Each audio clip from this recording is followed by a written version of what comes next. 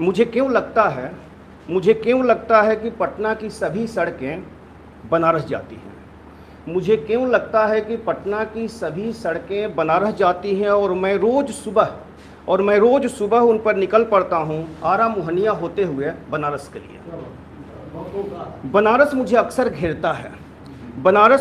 घेरता है किसी मियादी बुखार की तरह, और थर थर काँपने लगती है एक सहनाई। कोई ढलने के लिए मुझ में कविता और कहानी बन।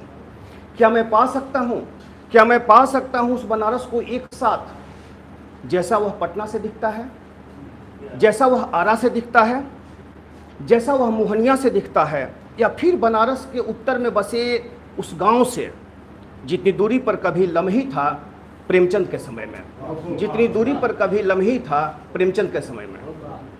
मेरे गांव की स्मृतियों से बना बनारस एकदम अलग है। उसमें कबीर नहीं है पर उनके निर्गुण हैं, उसमें प्रेमचंद नहीं है पर उनका गोदान है, उसमें बिस्मिल्लाह खान नहीं है पर उनकी सहनाई है। मैं भागता हूँ अपनी स्मृतियों के बनारस से आज के बनारस के लिए, भीड़ भरी सड़कों पर, और मेरी यात्रा मुझे बार बार ले जाती है पटना के बांस घाट से आरा के सिन्हा घाट और बक्सर के रामरेखा घाट होते हुए बनारस तक। मिलता हूँ मैं उस बोधिसत्व से जो अपने पंच परिव्राजकों को यह बता रहे थे कि इंद्रियों के नियंत्रण से दुख को नियंत्रित किया जा सकता है। क्यासी घाट पर खड़े होकर अस्सी को देखा जा सकता है, और रामनगर किले के भीतर से रामनगर को, और गंगा के नाव में बैठे बैठे गंगा। हम सालों से यही करते आ रहे हैं दशाश्वमेध की सीढ़ियों से दशाश्वमेध को देखते हुए, और बनारस में बनारस को ढूंढते। कोई बताएगा मुझे अब बनारस में कितनी दूरी पर है चंपाबाई की संगीतमय रवायतों से गुलजार रहने वाली दाल मंडी। कोई बताएगा मुझे अब बनारस में कितनी दूरी पर है चंपाबाई की संगीतमय रवायतों से गुलजार रहने वाली दाल मंडी। बनारस में वह क्या था कि एक चंडाल के तर्कों के सामने निरुत्तर हो जाते हैं उस युग के सबसे बड़े तत्ववेता। क्या था जो बिस्मिल्लाह खां साहब को बाबा विश्वनाथ के पास ले जाता है, और क्या नहीं था जो कबीर को रात रात भर जागना और रोना पड़ता है। अंतिम बंद पर आता हूँ। बनारस तो हमारे भीतर अभी पूरी तरह बना भी नहीं था कि हम बनाने लगे एक और बनारस।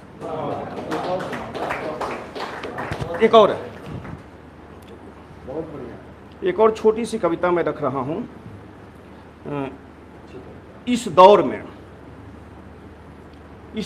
भी, इस कविता का शीर्षक है क्या यही कम है कि मैं रोज सुबह घर से स्कूल के लिए निकलता हूँ और स्कूल से लौटकर घर आता हूँ। क्या यही कम है कि मेरी बूढ़ी माँ गांव से ट्रेन पकड़कर मेरे पास आ जाती है।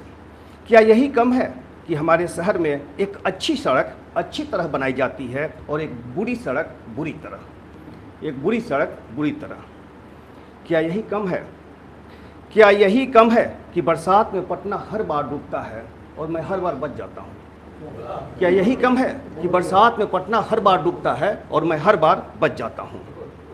क्या यही कम है कि हम आम रोपते हैं तो आम ही होता है और बबूल रोपते हैं तो बबूल। क्या यही कम है कि इस दौर में भी पटना में एक कवि के पास सुनने और सुनाने का समय बचा हुआ है। क्या यही कम है कि जब आज पूरा मंच गांव से भरा हुआ है, मैं कविता लिख रहा हूँ। सभी को मेरा नमस्कार। दो कविता सुनाऊंगा। पहली कविता, फुटपाथ पर फीकी चाय पीता हूँ, सड़क पर अनजाने आते जाते और खरे चेहरों के बीच, तमाम शोर के बीच, पेट्रोल डीजल के काले धुएं के बीच, बंद घड़ी के दिन के सुई की तरह स्थिर, क्लांत, मृत, मेरा जीवन। आज बॉस से जिसने जीवनानंद की प्रेम कविता नहीं पढ़ी, जिसने किसी फूल को नहीं सूंघा, जो कभी बारिश में नहीं भींगा, उसी मूढ़ अभिमानी क्रूर व्यक्ति से बेवजह अपमानित होकर भी कुछ बोला नहीं।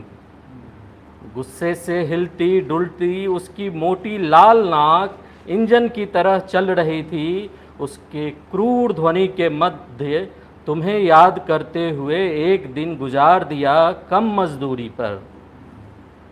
यहाँ अब सारे गुलमोहर और अमलतास के पेड़ कट गए। झूठ नहीं बोलूँगा, एक दिन की मजदूरी इसी सड़क से एक पेड़ काट कर ली थी। उस रात रोटी पेट में गुलमोहर बन गई थी। एक पशु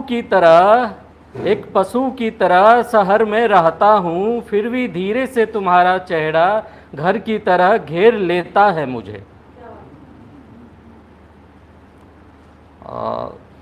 दूसरी कविता है और अंतिम, घर। अकेला मैं ही बचा हूँ, अकेला मैं ही बचा हूँ, प्रत्यक्त नहीं पर पृथक।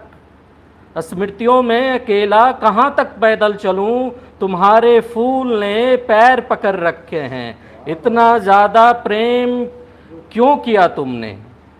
इन गलियों को आदत नहीं है अकेले कदम की, खोजते हैं जैसे तुम्हारे पाँव। इतना ज़्यादा साथ क्यों चले तुम?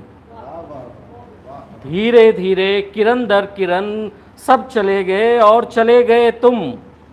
अर्ध चेतना अर्ध स्वप्न और अब चेतन, पंख कटे फटे नस, कहीं नहीं है ठौर मुझे।